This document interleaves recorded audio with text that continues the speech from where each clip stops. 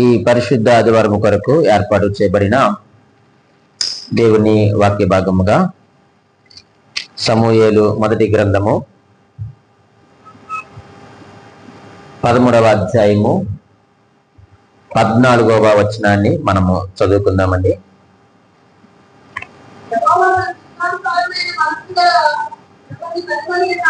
యెహోవా తన చిత్తానుసారమైన మనస్సు గల ఒకని కనుగొని ఉన్నాడు. నీకు ఆజ్ఞాపించిన దాన్ని నీవు గైకొనలేకపోతివి గనుక యెహోవా తన జనుల మీద అతనిని అధిపతినిగా నియమించును. మరొక వాక్యాన్ని కూడా చదువుకుందామండి. అపోస్తలుల కార్యములు గ్రంథము 13వ అధ్యాయము 22వ వచనాన్ని మనము చదువుదాం.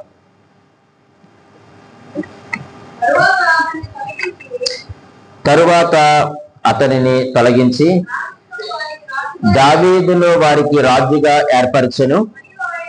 మరియు ఆయన, నేను యెష్షయి కుమారుడైన దావీదును కనుగొంటిని, అతడు నా ఇష్టానుసారుడైన మనుషుడు, అతడు నా ఉద్దేశములన్నీ నెరవేర్చునని చెప్పి అతనిని గూర్చి సాక్ష్యమిచ్చెను. దేవుడు తన పరిశుద్ధ వాక్యమును మన వినికిడిలో దీవించి దేవుని యొక్క వాక్యానుసారమైన జీవితాన్ని ప్రభు మనకు అనుగ్రహించేటట్లు ఈ చదివిన వాక్య భాగములు మనకేమీ కొత్త ఏమీ కాదు. మనము చాలా సార్లు చదివి ఉన్నాం. అనేక మారులు ఈ లేఖన భాగముల మీద ఎన్నో సందేశాలు కూడా మనము విని ఉన్నాం.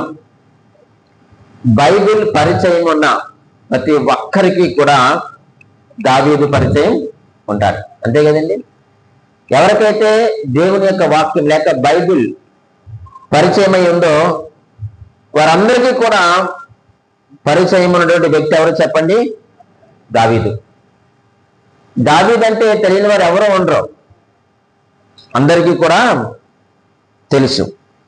ఈ దావీదుని గురించి ఈ పరిశుద్ధ గ్రంథములో ఇంచుమించుగా 1000 సార్లు ప్రస్తావించబడినటువంటి వ్యక్తి. పరిశుద్ధ గ్రంథములో 1000 మార్లు ప్రస్తావించబడిన వ్యక్తి ఎవరైనా ఉన్నారయ్యా అంటే ఆ వ్యక్తి దావీదే. నూతన నిబంధన గ్రంథములో ఇంచుమించుగా దావీదుని గురించి 59 వాక్య భాగాలు ఉన్నాయి. అలాగే మనకు పరిశుద్ధ గ్రంథములో బాగా ఇష్టమైనది ఏది చెప్పండి? కీర్తనలు. ఈ కీర్తనలో ఇంచుమించుగా 73 కీర్తనలు దావీదు గారి ఉన్నాయి. ఈ దావీదు గారి జీవితంలో మనకు కొన్ని దశలు కనిపిస్తాయి, కొన్ని దశలు మనకు కనిపిస్తాయి. ఆయన తన యొక్క జీవితంలో అంతకంతకు ఆయన వర్ధిల్లుచుండెను అని దేవుని యొక్క వాక్యము మనకు తేట తెల్లము చేస్తూ ఉంది. సమూయేలు గ్రంథము 2వ గ్రంథము 5వ అధ్యాయము 10వ వచనములో ఏమని రాయబడి ఉంటుందంటే, దావీదు అంతకంతకు వర్ధిల్లెను, సైన్యములకు అధిపతియగు యెహోవా అతనికి తోడై ఉండెను. దావీదు ఒక్క రోజులో అభివృద్ధి చెందలేదండి. రాత్రికి ఆయన అభివృద్ధి చెందలేదు. ఆయన ఒక్కమారే రాజుగా మారిపోలేదు. ఆయన అంతకంతకు ఆయన వర్ధిల్లుచుండెను అని దేవుని వాక్యాన్ని మనము చదివి ఉన్నాం. ఈరోజు మనము వర్ధిల్లాలి అంటే సైన్యములకు అధిపతి యెహోవా లేక జీవము కలిగిన దేవుడు మనకు తోడై ఉంటేనే కానీ మనము ఎందులోనూ కూడా అభివృద్ధి చెందలేము. ఇది లేఖన సత్యం లేక వాక్య సత్యం అన్న సంగతిని నీవు నేను కూడా గ్రహించవలసిన అవసరత ఉంది. దావీదు జీవితంలో కొన్ని దశలు ఉన్నాయి. ఆ దశలన్నీ దాటుకొని వెళ్ళిన తర్వాతే ఆయన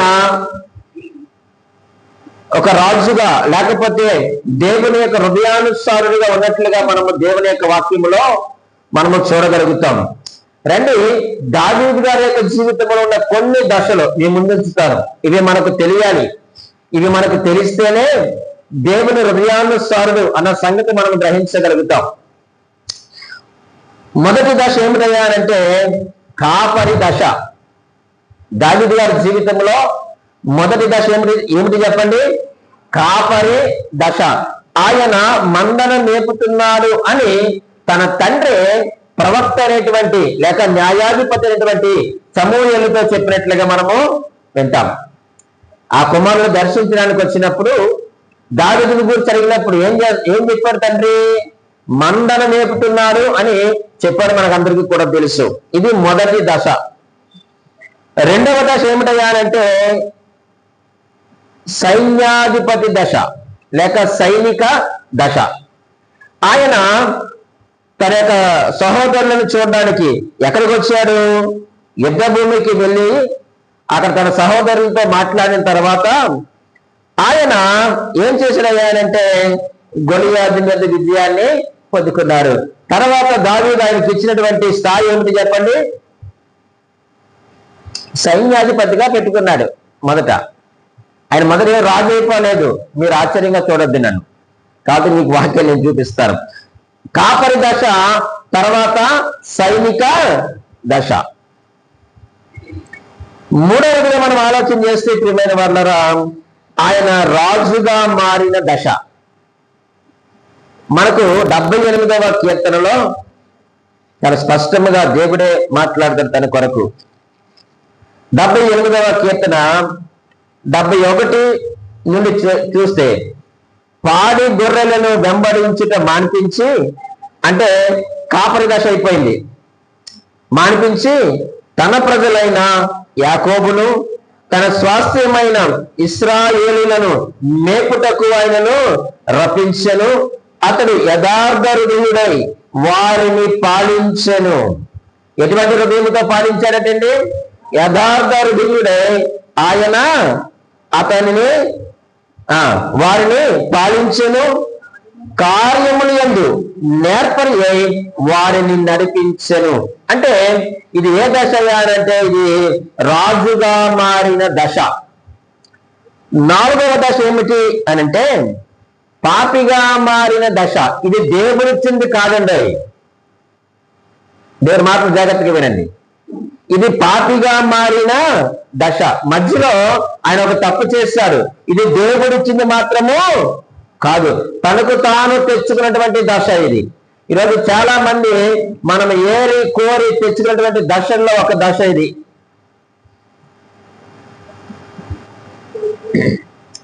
పాపిగా మారిన దశ. చివరిగా ఐదవదిగా ఆయనకున్న మరొక దశ ఏమిటంటే ఆయన మధుర గాయకుడు. దావీదు గారు ఎవరు చెప్పండి? మధుర గాయకుడు. సమూయేలు 2వ గ్రంథము 23వ అధ్యాయము మొదటి 2 వచనముల్లో మనం చూస్తే ఆయన ఒక చక్కని పాట పాడినట్లుగా మనం చూస్తున్నాం. ఒక్కసారి మీరు జ్ఞాపకం చేసుకోండి దావీదు యొక్క దశలు. మొదటిది కాపరి దశ, రెండవది సైనిక దశ, మూడవది రాజుగా మారిన దశ, నాలుగవది పాపిగా మారిన దశ. ఇది ఆయన తెచ్చుకున్న దశను బ్రాకెట్ లో పెట్టుకోండి, మరలా మనం మిస్అండర్స్టాండింగ్ చేసుకుంటాం. చివరిగా ప్రియమైన వాళ్ళరా మధుర గాయకుడు. ఇవన్నీ కూడా దావీదు గారి యొక్క జీవితంలో మరి ఉన్నటువంటి దశలు. దేవుని యొక్క ప్రమేయముతో ఒక దశ వెంబడి మరొక దశగా మారడం లేక మరొక స్థాయికి వెళ్ళడం, ఇది ఎప్పుడూ కూడా ఆశీర్వాదకరమే. అర్థమవుతుందండి? ఈ రోజు మనం ఏంటంటే మనము మన యొక్క దశను మార్చేసుకొని మనకు మనము వర్ధిల్లిపోవాలి అనేటువంటి తపనతో ఈరోజు క్రైస్తవులుగా జీవిస్తున్నారు. మనము కోరి తెచ్చుకునే దశ అది ఎప్పుడూ కూడా ప్రమాదకరమే. దావీదు కోరి తెచ్చుకున్నటువంటి 4వ దశ ఏంటండి? పాపి దశ. అది ఆయన కోరి తెచ్చుకున్నారు. అది అతనికి ప్రమాదమే, కానీ అది అభివృద్ధికి కారణము కాలేదు. కాబట్టి దేవుడు దావీదునకు తోడై ఉన్నాడు. కాబట్టి అతను అంతకంతకు వర్ధిల్లుచుండెను అనే మాటలు మనము చదువుతూ ఉన్నాం. నిజమే ప్రియమైన దేవుని సంగమా, మనము చదివిన 2 లేఖన భాగాల్లో ఉన్న సారాంశం ఏమిటంటే దావీదు దేవుని హృదయానుసారుడు అనే మాట మనం చదివాము. మనకు తెలుసు దేవునికి ఇష్టడు, నాకు ఇష్టపూర్వకమైన వాడు, నా హృదయానుసారుడు అని దావీదుని గురించి దేవుడు చాలా స్పష్టంగా మాట్లాడినట్లుగా 2 వచనాలు మనం చదివాం. ఈ యొక్క కీర్తన గ్రంథంలో మనం చూస్తూ ఉన్నప్పుడు ఆయన యొక్క హృదయము అనేక రకాలుగా కనిపిస్తుంది.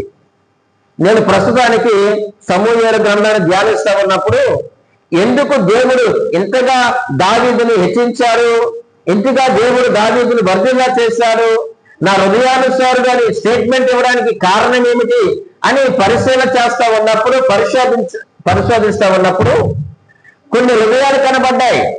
ఈరోజు మనము దేవుని యొక్క కృపలో వర్ధిల్లాలి అనంటే, దేవుని చిత్తములో మనం వర్ధిల్లాలి అనంటే, దేవుని హృదయానుసారులుగా మనం ఉండాలి అనంటే, దేవుని ఇష్టానుసారులుగా మనం ఉండాలి అనంటే ఖచ్చితంగా ఇటువంటి హృదయం మనము కూడా కలిగి ఉండాలి. దావీదు కలిగి ఉన్నాడు ప్రియమైన వాళ్ళరా. అందుకే మనము చదివినటువంటి అపోస్తుల కార్యముల్లో ఆయన అంటారు కదా, నా ఇష్టానుసారుడైన మనుషుడు అన్నాడు. ఈరోజు మనము దేవుని ఇష్టానుసారులమైన మనుషులమైన, దేవుని యొక్క హృదయానుసారమైన మనుషులమైన మనము. ఎవరు దేవుని హృదయానుసారుడు? అసలు హృదయానుసారుడు అంటే ఏమిటి? ఒక వ్యక్తి ఎప్పుడైనా మరొక వ్యక్తి గురించి మాట్లాడుతూ నేను చెప్పింది చేస్తానండి, నా మనసులోంచి ఏ మాట అయితే బయటకు వస్తుందో ఆ మాట ప్రకారంగా నడుచుకుంటారండి అని ఎవరి గురించి అయితే మనం మాట్లాడగలుగుతామో వాడు హృదయానుసారుడు. ఈరోజు దేవుని యొక్క హృదయములో నుంచి వచ్చినటువంటి మాట ప్రకారముగా మనము జీవించగలిగిన వారమైతే దేవుని యొక్క హృదయానుసారులుగా మనం పిలువబడతాం. దేవుడు చెప్పినదల్లా కూడా దావీదు చేశాడంటండి. మనందరికీ తెలుసు దేవుడు ఏదైతే ఆలోచించాడో, దేవుడు ఏదైతే చెప్పాడో, దేవుడు ఆజ్ఞాపించిన వాటిని అన్నిటినీ కూడా దావీదు చేసినట్లుగా దేవుడే సాక్ష్యం ఇచ్చాడు. మనం చదివిన మాట అదే, నా ఉద్దేశములన్నీ కూడా నెరవేర్చునని చెప్పి అతనిని గూర్చి సాక్ష్యం ఇచ్చాను.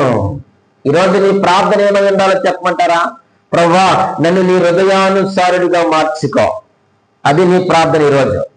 ఇది మొదలుపెట్టి నువ్వు, ప్రభువా నేను నీ హృదయానుసారుడిగా బ్రతకాలి, నీ ఉద్దేశములను నెరవేర్చేవాడిగా నేను బ్రతకాలని నీవు ప్రార్థన చేయగలిగితే ఆ దేవుడు నిన్ను అంచెలంచెలుగా నిన్ను హెచ్చిస్తాడు. ప్రియమైన వాళ్ళరా, నీ ఉద్యోగ జీవితంలో కావచ్చు గాక, నీ కుటుంబ జీవితంలో కావచ్చు గాక, నీ చదువులో కావచ్చు గాక, నీ వ్యాపారంలో కావచ్చు గాక, ఏదైనా కావచ్చు, నీవు చేస్తున్న పనిలో కావచ్చు గాక, దేవుడు నిన్ను అంతకంతకు నిన్ను వర్ధిల్లా చేయాలి అంటే ఆయన ఇష్టానుసారుడుగా నువ్వు బ్రతకాలి. ఆయన ఉద్దేశములన్నీ కూడా నువ్వు నెరవేర్చాలి. ఏమిటి ఆయన ఉద్దేశాలు? ఎక్కడ జరుగుతాయి ఉద్దేశాలు? ఎక్కడ కనబడతాయి ఉద్దేశాలు అంటే మరలా నీవు దేవుని వాక్య వెలుగులోనికి రావాలి. దేవుని ఉద్దేశం ఏమిటో, దేవుని ఇష్టం ఏమిటో, దేవుని చిత్తం ఏమిటో, దేవుని ప్రణాళిక ఏమిటో, దేవుని యొక్క ఆలోచన ఏమిటో అవన్నీ కూడా ఈ పరిశుద్ధ గ్రంథములో పొందుపరిచి ఉన్నాయి. నువ్వు ఈ పరిశుద్ధ గ్రంథము దగ్గరకు వచ్చి నీవు దీన్ని చదవగలిగితే, ధ్యానించగలిగితే, పరిశోధించగలిగితే, పరిశీలన చేయగలిగితే ఖచ్చితంగా దేవుడు నీ గురించి సాక్ష్యం ఏమిటో తెలుసా? ఈ కుమార్తె నా హృదయానుసారు, ఈ కుమారుడు నా హృదయానుసారుడు అని దేవుడు సాక్ష్యం ఇస్తాడు. ఇది మనకు ఈ లోకంలో కావలసింది. నువ్వు దేవుని సంఘములో మనం జీవిస్తూ, దేవుని సంఘములో ఒక విశ్వాసిగా, ఒక భక్తి కలిగిన వాడుగా, భక్తి కలిగిన ఒక దానిగా నువ్వు దేవుని సంఘములో చలామణైపోవడం కాదు. మనము దేవుని హృదయానుసారులుగా మనము నడవవలసిన వారుగా ఉన్నాం. దేవునికి ఇష్టలుగా నడవవలసిన వారుగా ఉన్నాం.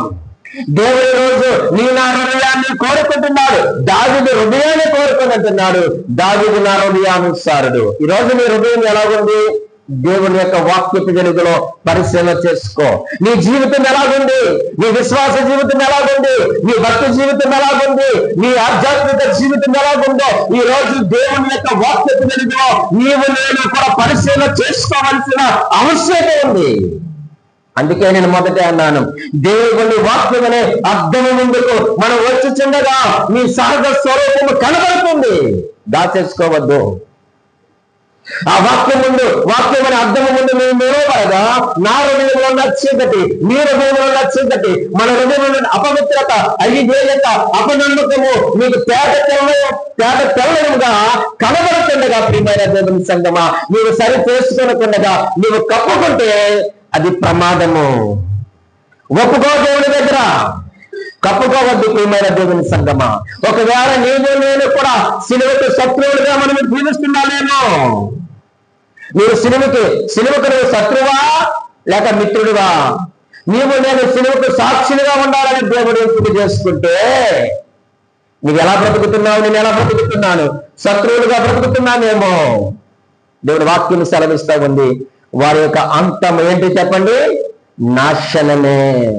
దేవుడే నాశనం అని స్టేట్మెంట్ ఇస్తే ఎవరు తప్పించగలరు చెప్పండి? దేవుడు విధించిన శిక్ష నుండి ఎవరు తప్పించగలడు? ఎవరు విడిపించగలడు? కాబట్టి ప్రియమైన దేవుని సంగమా, ఈరోజు నీవు నేను కూడా దేవుని హృదయానుసారులుగా మనం బ్రతకవలసిన వారిగా ఉన్నాం. ఇక్కడ కూర్చున్న మన యొక్క హృదయాన్ని బట్టి దేవుడు సాక్ష్యం ఇవ్వాలి. ఇదిగో సీయోను సంఘములో ఉన్న నా పిల్లలందరూ కూడా నా హృదయానుసారులే, నా హృదయమును అనుసరించి నడుచుకొచ్చిన వారే అని దేవుడు మన సంఘమును గురించి పరలోకములో తండ్రి అని దేవుని మీద సాక్ష్యం ఇవ్వగా అది చూసి నీ సేవకుడిగా నేను ఆనందించాలి. అది చూసి నీ సేవకుడిగా నేను ఆనందించాలి, నేను సంతోషించాలి. అది నా కోరిక, నా తపన ప్రియమైన వాళ్ళారా. దేవుడు మనం తొంగి చూడగా మన యొక్క హృదయములు ఎలాగున్నాయో ఒక్కసారి మనము ఆలోచన చేసుకుందాం. రండి, దావీదు హృదయం దేవుని దృష్టిలో ఎలా కనిపించిందో కొన్ని నేను నిందించుతాను. అటువంటి హృదయాన్ని కలిగి మనం ఈ స్థలంలో నుంచి వెళ్దాం. ఒకవేళ లేకపోతే పశ్చాత్తాపడదాం. ఆయన నమ్మదగిన దేవుడు, స్థిరపరిచే దేవుడు, ప్రేమించే దేవుడు, క్షమించే దేవుడు, నేను స్థిరపరిచే దేవుడు, నమ్మదగిన దేవుడు. రండి చదువుదామా దావీదు యొక్క హృదయాలు. ఈరోజు మన హృదయాలు కూడా అలా ఉండాలని మనము కోరుకుంటూ మనము దేవుని యొక్క వాక్యం ద్వారా మనము అభ్యాసము చేసుకుంటూ సాధనము చేసుకుంటూ దేవుని హృదయానుసారులుగా మనము బ్రతుకుదుము గాక. కీర్తనలు 13వ కీర్తన 5వ వచనాన్ని మనం చదువుకుందాం. 13వ కీర్తన 5వ వచనం ఇలాగూ రాయబడి ఉంది, నేనైతే నీ కృపయందు నమ్మిక ఉంచి ఉన్నాను, నీ రక్షణ విషయమై చెప్పండి నా హృదయము హర్షించుచున్నది, యెహోవా నాకు మహోపకారములు చేసి ఉన్నాడు, నేను ఆయనను కీర్తించెదను.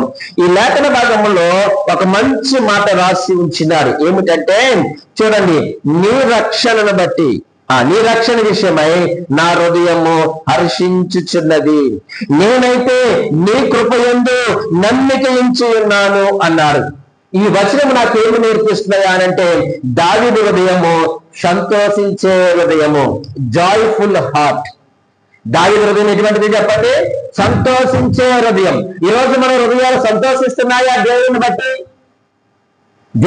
మన యొక్క హృదయాలు సంతోషిస్తున్నాయా? నిజమే. అయితే దావీదు యొక్క హృదయము దేని బట్టి సంతోషించింది అని మనం ఆలోచన చేస్తే, ప్రభువునందు ప్రియమైన దేవుని సంగమా, ఆయన యొక్క హృదయము దేవుడు కిరీటం ఇచ్చారని సంతోషించడం లేదంట. ఆయన యొక్క హృదయం అంత మాత్రమే కాదు, నాకు సింహాసనం ఇచ్చారనే సంతోషించడం లేదు, నాకు సైన్యాన్ని ఇచ్చారనే సంతోషించడం లేదు, నాకు సామ్రాజ్యం ఇచ్చారని సంతోషించడం లేదు, నాకు సంతానం ఇచ్చారని నేను సంతోషించడం లేదు. మరి ఎందుకు తన హృదయం సంతోషిస్తుంది అనంటే, సరే ఈ ప్రపంచంలో అన్నిటికంటే ఎక్కువ వయస్సు ఉన్నది ఏంటి అనంటే,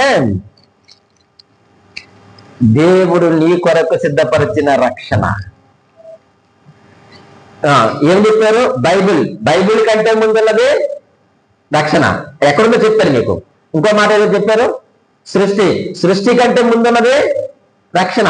ఇప్పుడు మనం చదివిన వాక్యంలోనే ఉంది. మరలా చదవాలి మీరు అవసరాన్ని. అది దేన్ని బట్టి తన హృదయం హర్షిస్తుందట? నీ రక్షణను బట్టి, లేక నీ రక్షణ విషయమై నా హృదయము హర్షించుతున్నది. నీవిచ్చిన రాజ్యమును బట్టి కాదు, అంటే దేవుడే ఇచ్చారు, కానీ నీవిచ్చిన రాజ్యము కంటే, నీవిచ్చిన సంతానము కంటే, నీవిచ్చిన సింహాసనము కంటే, నీవిచ్చినటువంటి ప్రజల కంటే, నీవిచ్చినటువంటి అధికారముల కంటే, నీవిచ్చినటువంటి రక్షణను బట్టి నా హృదయము ఆనందించుతున్నది అని అన్నారు ప్రియమైన వాళ్ళారా. భౌతికమైన దాన్ని బట్టి నేను ఆనందించడం లేదు. నా హృదయం ఇంత జాయ్ఫుల్ గా ఉందని కారణం ఏంటో చెప్పంటావా ప్రభా? నీవు నా కొరకు సిద్ధపరిచిన, నీవు నాకు ఇచ్చిన రక్షణను బట్టి. ఇందుకే రక్షణ ఎప్పుడు ఏర్పాటు చేశారు? వచ్చండి నూతన నిబంధన గ్రంథంలోనికి, ఎఫెసీయులకు రాసిన పత్రికలోనికి వస్తే ఆ రక్షణ ఎప్పుడు, ఎక్కడ దేవుడు నీ కొరకు ఎలా సిద్ధపరిచినాడో చాలా స్పష్టంగా రాయబడింది. ఆ ఎఫెసీయులకు రాసిన పత్రిక 1వ అధ్యాయము 6వ వచనములో రాయబడినటువంటి మాటలు మనం చదువుతాం. ఎక్కడి నుంచి చదవాలి మీకు అర్థం కాదు, కలిపి ఉంటాయి కాబట్టి నేనే చదువుతాను. చూడండి 6వ వచనం కొంచెం అలా క్రిందకు వస్తే, యేసుక్రీస్తు ద్వారా ఓకేనా రైట్, తనకు కుమారులుగా స్వీకరించుటకై మనలను ముందుగా తన కోసము నిర్ణయించుకొని మనము తన ఎదుట పరిశుద్ధులమును నిర్దోషులమునై ఉండవలని చెప్పండి. జగత్ పునాది వేయబడక మునిపే ప్రేమ చేత ఆయన క్రీస్తులో మనలను ఏర్పరుచుకొనేను. చెప్పండి, ఇప్పుడు రక్షణ ప్రణాళిక ఎప్పుడు వేశారు దేవుడు? మీరు చెప్పిన సృష్టికి పూర్వమే, మీరు చెప్పిన బైబిల్కి పూర్వమే, ఇవేమి లేని పూర్వమే ఆయన యొక్క ప్రణాళికలో, ఆయన యొక్క ఉద్దేశములో మనల్ని ఏం చేశారు చెప్పండి? రక్షించుకున్నాడు. ఇప్పుడు దావీదు అంటున్నాడు, మీ రక్షణ విషయమై నా హృదయం హర్షించుచున్నది. ఈ ప్రపంచంలో చెప్పండి, దేవుడి తర్వాత అతి పెద్ద వయసు కలిగింది ఏది చెప్పండి? ఇప్పుడు రక్షణ. దేవుడి తర్వాత అతి పెద్ద వయస్సు కలిగినది ఏమైనా ఉందా అంటే అది రక్షణ. ఎందుకు మనం రక్షించుకున్నాడు అంటే, తన ఎదుట మనము పరిశుద్ధులమును నిర్దోషులమునై ఉండవలని జగత్ పునాది వేయబడక మునిపే. నువ్వు ఎలా పరిశుద్ధపరచబడతావు, నువ్వు ఎలా నిర్దోషులుగా ఉంటావయ్యా అంటే ఆయన అన్నారు, యేసు క్రీస్తు ద్వారా. ఈ రక్షణ ప్రణాళికకు ఒక సాధనం ఎవరయ్యానంటే మన ప్రభువైన యేసు క్రీస్తు వారు. ఆయన ద్వారా తనకు కుమారులుగా స్వీకరించడానికి దేవుడు తన యొక్క రక్షణ ప్రణాళికను జగత్ పునాది వేయబడక ముందే ఆయన మనలను తన యొక్క ప్రణాళికలో ఏర్పాటు చేసుకున్నాడు. మీకు ఇంకా క్లారిటీ కావాలి అంటే ప్రకటన గ్రంథము 13వ అధ్యాయము 8వ వచనాన్ని చదువుతామండి. ప్రకటన గ్రంథము 8వ అధ్యాయము 13వ వచనములో, భూనివాసులందరూ అనగా జగదుత్పత్తి మొదలుకొని వధింపబడి ఉన్న గొర్రె పిల్ల యొక్క, ఎవరి గొర్రె పిల్ల? మన ప్రభువైన యేసుక్రీస్తు వారు. ఈ రక్షణలో తండ్రి అయిన దేవుడు, కుమారుడైన దేవుడు, పరిశుద్ధాత్మ అయిన దేవుడు, వీళ్ళ ముగ్గురు కూడా పనిచేశారు. ఎలా పనిచేశారు? మనం చదివిన వచనములో తండ్రి పని మనకు కనిపిస్తూ ఉంది. రక్షణ కొరకు నిన్ను ఏర్పరచుకొని నిన్ను నియమించుకున్నాడు. ఎవరు చెప్పండి? తండ్రి అయిన దేవుడు. 6వ వచనంలో అంటున్నారు కదండి, తన కోసము నిర్ణయించుకొని తన ఎదుట పరిశుద్ధులమును నిర్దోషులమునై ఉండవలనని జగత్ పునాది వేయబడక మునిపే ప్రేమ చేత ఆయన క్రీస్తులో మనలను ఏర్పరచుకున్నాడు. మనను చెప్పండి నిర్ణయించాడు, మనను కుమారులుగా స్వీకరించారు. ఇది తండ్రి యొక్క బాధ్యత, ఇది తండ్రి యొక్క పని. మరి కుమారుని యొక్క పని ఏమిటయ్యారంటే అదే 1వ అధ్యాయము 7వ వచనం చదవండి. దేవుని కృపా మహదైశ్వర్యమును బట్టి ఆ ప్రియుని యందు ఆయన రక్తము వలన మనకు విమోచనము, అనగా మన అపరాధములకు క్షమాపణ మనకు కలిగి ఉన్నది. కుమారుడు చేసిన పని ఏమిటయ్యానంటే మనందరి కొరకు, అనగా ఆ యొక్క రక్షణ ప్రణాళిక కొరకు తన రక్తాన్ని చిందించాడు. తండ్రి నిర్ణయించుకున్నాడు, తండ్రి ఎంపిక చేసుకున్నాడు, తండ్రి స్వీకరించడం కొరకే ఆ రక్షణ ప్రణాళికను, ఆ రక్షణ కార్యమును నెరవేర్చడానికి యేసుక్రీస్తు వారి లోకములోనికి వచ్చి తన ప్రాణమును పెట్టినట్లుగా మనము చూస్తా ఉన్నాం. మరి తండ్రి అయిన దేవుడు పనిచేశారు, కుమారుడైన యేసుక్రీస్తు వారు పనిచేశారు. పరిశుద్ధాత్మ దేవుడి యొక్క పని ఏమిటయ్యా అంటే ఆయన మనలోనికి వచ్చి ఆయన విశ్వాసం ఉంచిన మనలను క్రీస్తు రక్తములో కలగబడిన మనందరి హృదయములోనికి ఆయన వచ్చి దేవుడు మనల్ని ఏం చేశాడయ్యా అంటే ఒప్పించారు మనలను. మళ్ళీ ఏం చేశాడు పరిశుద్ధాత్మ దేవుడు? ఒప్పింపజేశాడు. అంత మాత్రమే కాదు, ఆయన ఒప్పుకోవడానికి మనకు సహాయం చేస్తాడు, మారడానికి ఆయన సహాయం చేస్తాడు. ఈరోజు ఆయనతో కలిసి పని చేయడానికి దేవుడు మనలను ఏర్పాటు చేసుకున్నాడు. ఈరోజు ప్రభునందు ప్రియమైన దేవుని సంగమా, దావీదు ఎలాగైతే ఆ యొక్క రక్షణను బట్టి ఆనందిస్తున్నారో, రక్షణను బట్టి సంతోషిస్తున్నారో, రక్షించబడిన మనము కూడా, ఆ దేవుని పిల్లలుగా ఉన్న మనము కూడా దేవుళ్ళు ఏం చేయాలి చెప్పండి? ఏం చేయాలి? ఆనందించాలి. కానీ రోజు మనం దేని బట్టి ఆనందిస్తున్నాం? భౌతికమైన వాటిని బట్టి మనం ఆనందిస్తున్నాం. ఏదో ఆహారమును బట్టో, వస్త్రాలను బట్టో, వస్తువులను బట్టో, లేక మన కనులకు కనువిందుగా కనిపించిన వాటిని బట్టో మనం ఆనందిస్తూ ఉన్నాం. ఒకవేళ నువ్వు రక్షించబడి ఆ రక్షణను బట్టి నువ్వు సంతోషించకపోతే, నువ్వు ఆనందించకపోతే, మన యొక్క హృదయానికి ఏం పట్టిందంటే, ఈ మధ్యలో డాక్టర్ గారు ఏదో చెప్తున్నారు. ఏ లేవర్ అంటే అది ఏదో లేవరు అంటే అర్థం ఏంటండి? అంటే ఏంటది? కొవ్వు పట్టినా, అదే డాక్టర్ గారు చెప్పిన మాట మీరు చెప్పండి.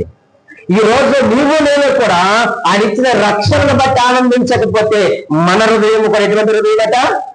మీరే చెప్పండి. అలా ఉందేమో ఒకసారి మనం పరిశీలన చేసుకుందాం. దావీదు హృదయం అలా లేదు. కాబట్టి దేవుడు అన్నాడు, దావీదు నా హృదయానుసారుడు, నా ఇష్టానుసారుడు దావీదు ఉన్నాడు. ఈరోజు మన హృదయం ఎలా ఉండాలి చెప్పండి? మొట్టమొదటిగా జాయ్ఫుల్ హార్ట్, దేవుని రక్షణను బట్టి సంతోషించే హృదయముగా ఉండాలి. రెండవ హృదయాన్ని మీ ముందు ఉంచుతాను. దావీదు హృదయం ఎలా ఉందో చూడండి. మరలా 13వ కీర్తన 2వ వచనాన్ని చదువుకుందాం. చూడండి. ఎంతవరకు నా మనస్సులో నేను చింతపరుదును, ఎంతవరకు నా హృదయములో పగలంతయు చూడండి దుఃఖాక్రాంతుడనై ఇందులో, ఎంతవరకు నా శత్రువు నా మీద తను హెచ్చించుకొనును అంటున్నారు. ఈ వచనం నాకేమి నేర్పిస్తున్నాయా అనంటే, ప్రియమైన వారులారా, దేవుని రక్షణను బట్టి సంతోషించిన హృదయము ఇప్పుడు ఏమవుతుందట? సంఘర్షణకు లోనైనటువంటి హృదయం, స్ట్రగ్లింగ్ హార్ట్. ఈ హృదయం ఎలాగుందట? సంఘర్షణలకు లోనవుతా ఉంది. ఆయనే మాట్లాడు, ఎంతవరకు నా హృదయంలో పగలంతయు దుఃఖాక్రాంతుడినయ్యిందును, ఎంతవరకు నా శత్రువు నా మీద చెప్పండి తన్ను హెచ్చించుకొనును, ఎంతవరకు నా మనసులో నేను చింతపడుదును. అంటే సంతోషించిన నీ హృదయమే ఇప్పుడు హృదయం ఏమవుతుందట? సంఘర్షణకు లోనవుతుంది. తన హృదయం సంఘర్షణకు లోనవడానికి కారణం ఏంటట? తన హృదయం మీద కొన్ని దాడి చేస్తూ ఉన్నాయి. ఏమి దాడి చేస్తున్నాయి? అక్కడ అన్నారు, నేను దుఃఖానికి గురయ్యాను అంటున్నాడు. దావీదు దేనికి గురయ్యాడు? దుఃఖానికి నేను గురయ్యాను అంటున్నాడు. ఇంకా ఏమి దాడి చేశాయట? 25వ కీర్తన 17వ వచనాన్ని చదవండి. 25:17 వచనం ఇలా రాయబడి ఉంది, నా హృదయ వేదనలు అతి విస్తారములు, ఇక్కటలో నుండి నన్ను విడిపింపుము. రెండవదిగా అంటున్నాడు ఆయన, నా హృదయంలో ఎన్నో వేదనలు ఉన్నాయి. దావీదు హృదయంలో వేదనలు ఉన్నాయి. దావీదు యొక్క హృదయము దుఃఖానికి గురయ్యింది. స్ట్రగ్లింగ్ హార్ట్, ఇది సంఘర్షణకు లోనవుతా ఉంది. అంత మాత్రమే కాదండి, తన హృదయం మీద దాడి చేస్తున్నది. మరొకటి చూడండి, 55వ కీర్తన 4వ వచనములో ఇలాగూ రాయబడి ఉంది, నా గుండె నాలో వేదన పడుచున్నది, మరణ భయం నాలో పుట్టుచున్నది. నా హృదయానికి నొప్పి కలిగింది, పెయినింగ్ హార్ట్. నా హృదయం దుఃఖానికి గురయ్యింది, నా హృదయంలో వేదనలు ఉన్నాయి, నా హృదయానికి నొప్పి కలిగింది. మరొక మాటను మనం చూద్దాం. 109వ కీర్తనలో 109వ కీర్తనలో 22వ వచనం, నేను దీన దరిద్రుడను, నా హృదయము నాలో గొచ్చబడి ఉన్నది. ఈ వచనం మనకి ఏమని నేర్పిస్తున్నాయా అంటే, ఇది గాయపడిన హృదయం. ఇవన్నీ కూడా ఘర్షణకు లోనైన దాంట్లోనే ABC అని రాసుకోండి మీరు, పాయింట్లు కాదు. ఘర్షణకు లోనైన హృదయం. దావీదు హృదయం పైన ఏమి దాడి చేస్తా ఉన్నాయి? దుఃఖము దాడి చేసింది, వ్యాధులు ఉన్నాయి, తన హృదయం నొప్పితో బాధపడుతుంది. అలాగే తన హృదయము గాయపడిన హృదయముగా ఉంది. అంటే రక్షణను బట్టి సంతోషించిన హృదయములోనే ఈ హృదయము మరలా ఘర్షణకు లోనవుతా ఉంది. ఈరోజు క్రైస్తవులుగా మనం అనుకుంటున్నాము, మేము రక్షించబడ్డాము కాబట్టి మాకు ఏ విధమైన నొప్పి కానీ, ఏ విధమైన బాధ కానీ, ఏ విధమైన గాయము కానీ, ఏ విధమైన దుఃఖము కానీ మాకు కలగదు అని అనుకొని చాలా కంఫర్ట్ గా మనము బ్రతికేస్తున్నాం. అలా బ్రతికితే అది చాలా పొరపాటు. అది చాలా పొరపాటు. దేవుని నమ్ముకుంటే శ్రమలు రావని, దేవుని నమ్ముకుంటే బాధలు ఉండవని, దేవుని నమ్ముకుంటే గాయాలు ఉండవని, దేవుని నమ్ముకుంటే హృదయ వ్యాధులు పడదని, దేవుని నమ్ముకుంటే నొప్పి ఉండదని, దేవుని నమ్ముకుంటే దుఃఖాలు ఉండవని అలా అనుకుని కంఫర్ట్ లో మనం ఈరోజు బ్రతికేస్తూ ఉన్నాం. నువ్వు అలా బ్రతికితే ప్రియమైన వాళ్ళరా, నీవు నిజంగా రక్షించబడిన హృదయం కలిగిన వాడు నీవు కాదు. దావీదు రక్షించబడిన వాడే. రక్షణ ప్రణాళికను బట్టి సంతోషించినటువంటి దావీదు హృదయము ఈరోజు ఎన్నో సంఘర్షణకు లోనవుతూ ఉంది. ఇవన్నీ కూడా మన యొక్క జీవితాల్లో కలుగుతాయి. దుఃఖాలు వస్తాయి, బాధలు వస్తాయి, వేదనలు వస్తాయి, నొప్పి కలుగుతుంది, హృదయం గాయపడుతుంది. ఇవన్నీ కూడా మనము దేవుని యందు విశ్వాసం ఉంచిన వారిలో, దేవుని యొక్క రక్షణలో కొనసాగుతున్న వారిలో ఇవన్నీ కలుగుతాయి. ఈరోజు చాలా మంది దేవుని నమ్ముకున్నామండి. దావీదు అంటున్నారు, అయ్యా నా హృదయం ఘర్షణకు లోనైనటువంటి హృదయం, నా హృదయం పై దారి జరుగుతూ ఉంది. జరగనివ్వండి ప్రియమైన వాళ్ళారా. ఎందుకు కృంగిపోతున్నావు? మేము నమ్ముకున్నాము, ఇన్ని సంవత్సరాలు భక్తి చేశాము, ఆయన మాకే పరిస్థితి, మాకే ఇంటికి వచ్చింది పరిస్థితి అని చాలా మంది బాధపడిపోతూ ఉంటారు. అందుకే దశలోనికి పత్రిక 2వ పత్రిక 3:3 మనకు తెలుసు. అయితే ప్రభువు నమ్మదగిన వాడు, ఆయన మిమ్మల్ని స్థిరపరిచి సమస్త దుష్టత్వం నుండి ఆయన కాపాడుతాడు. మనలను రానివ్వండి, శ్రమలు రానివ్వండి, నొప్పి కలగనివ్వండి, హృదయం గాయపడి దుఃఖం వచ్చినప్పటికీ నువ్వు భయపడొద్దు. నీ హృదయం నిన్న వ్యాధులు ఉండొచ్చు, ఉండనివ్వండి, భయపడద్దు ప్రియమైన దేవుని సంగమా. ఆయన నమ్మదగిన దేవుడు, ఆయనే మనలను స్థిరపరిచేటువంటి దేవుడు. సమస్త బాధ నుంచి ఆయన విడిపిస్తాడు. అందుకే పేతురు రాసిన మొదటి పత్రిక 5వ అధ్యాయము 10వ వచనం అంటాడు ఆయన. పేతురు రాసిన మొదటి పత్రిక 5వ అధ్యాయం 10వ వచనం అంటాడు కదా, తన నిత్య మహిమకు క్రీస్తు నందు మిమ్మల్ని పిలిచిన సర్వ కృపానిధియగు దేవుడు కొంచెము కాలము, ఎంతకాలము? కొంచెము కాలము మీరు శ్రమ పడిన పిమ్మట తానే మిమ్మల్ని పూర్ణులుగా చేసి స్థిరపరచి బలపరచునుగాక. ఎందుకు భయపడిపోతున్నావు సహోదరి? ఇంత దేవుని వాక్య ప్రత్యక్షత, వాక్య వాగ్దానములు మన చేతిలో ఉండగా నీకు కలిగిన వ్యాధులు ఏ పాటిది, నీకు కలిగిన గాయం ఏ పాటిది, నీకు కలిగిన నొప్పి ఏ పాటిది, నీకు కలిగిన దుఃఖం ఏ పాటిది? ఇన్ని కలిగిన దావీదు దేవుని విడిచిపెట్టలేదు. తన హృదయము దేవుని మీద ఆనుకుంది. కాబట్టే దేవుడు అన్నాడు, దావీదు నా హృదయానుసారుడు. ఈరోజు మనం ఎవరు అనుసరులు? మనం దేవుని హృదయాన్ని అనుసరించి నడుచుకుంటున్న వారమా? మనుషుల యొక్క హృదయాన్ని అనుసరించి మనం నడుచుకుంటున్నామా? అలా నడుచుకుంటే మనము పడిపోయే ప్రమాదం ఉంది. నువ్వు దేవుని యొక్క హృదయం అనుసరించి నడుచుకుంటే సంఘర్షణలకు లోనవుతుంది హృదయం. కానీ ఆయన ఎటువంటి వాడట? నమ్మదగిన వాడు. ఆయన మిమ్మల్ని స్థిరపరుస్తాడు, సమస్త దుష్టత్వం నుంచి మిమ్మల్ని విడిపిస్తాడు, కాపాడుతాడు. మీరు కొంచెం కాలము శ్రమ పడిన పిమ్మట ఆయనే మిమ్మల్ని పూర్ణులుగా చేసి తండ్రి ఎదుట నన్ను నిలవబెడతాడు. దేవుడు అంటున్నాడు, దావీదు నా హృదయానుసారుడు. ఈరోజు మనము దేవుని హృదయానుసారులుగా మనం బ్రతుకుదాం. ఆయన రక్షణ కార్యాలను బట్టి ఆయన సంతోషించాడు. ఆయన అలాగే తన యొక్క హృదయం ఘర్షణకు లోనైనప్పటికీ కూడా దేవుని మాత్రం దావీదు విడిచిపెట్టలేదు. ఈరోజు నీవు నేను కూడా విడిచిపెట్టొద్దు. ఎందుకంటే ఆయన సర్వ కృపానిధియగు దేవుడు. ఆయన తన యొక్క నిత్య మహిమకు నిన్ను తీసుకొని వెళ్ళడానికి ఈ పరీక్షలు కూడా నేను నడిపిస్తున్నాడు. ఓర్చుకో, సహించుకో, నేర్చుకో. ఆయన నిన్ను తన యొక్క మహిమలో నిన్ను నిలవబెడతాడు. అట్టి కృప దేవుడు మనకు అనుగ్రహించును గాక. ఆమేన్.